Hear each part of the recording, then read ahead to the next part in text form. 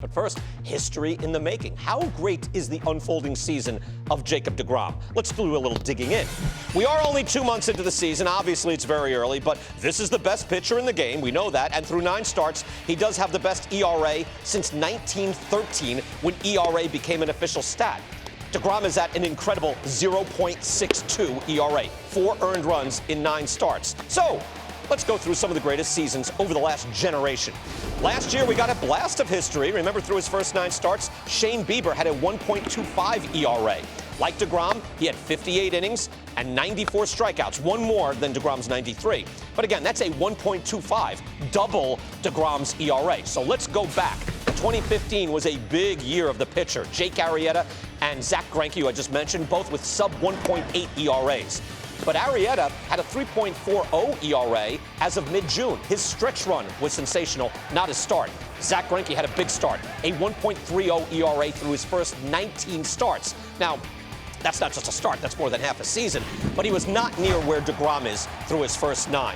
Quite possibly greatest start of all time, 1981, Fernando Mania. In Fernando Valenzuela's rookie season, he opened up with 7 complete games, 5 of them shutouts through 8 starts, he had a 0.50 ERA. He'd level off and finish with a 2.48, but he was a true phenom, Mexican star in LA, hard to top that. So, here are some of the greatest starts in recent vintage. I know there's a lot of names there. We'll give you some time.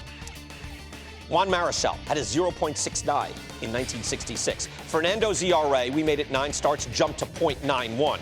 Randy Johnson in 2000 had a .97 ERA through 9 starts and 74 innings. Greg Maddux, 1994, had a 1.25 through his first 9. He'd barely move up, by the way, to a 1.56 in the strike-shortened season. But nobody live ball is that far under a 1 the way deGrom is right now through 9 starts. Also realize that deGrom is a home run or 2 away from having his ERA up near 1. He did give up 3 unearned runs against the Rockies in 1 game. That was the error right there. So there was an error, not his fault on that, but all right, the ball hit up the middle. But then deGrom gave up a triple, a sac fly, and a home run.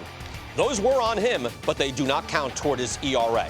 But still, he's got some room for some runs while still competing with the magical seasons of the last 60 years. So here you go.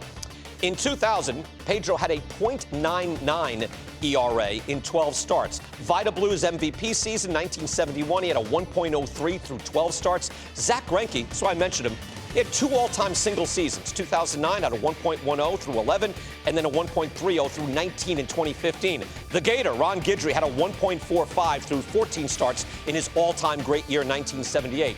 But look at the bottom of the page there. That's Bob Gibson, 1968.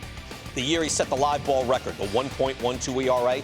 He had a 0.99 through 29 starts, 262 innings. Mind-blowing. He had a 0.99. He got blown up to get to the 1.12. So a long way to go to match Bob Gibson, but it is fun to have deGrom wake up the echoes of these great performances. We bring in the panel. MLB Now is right now.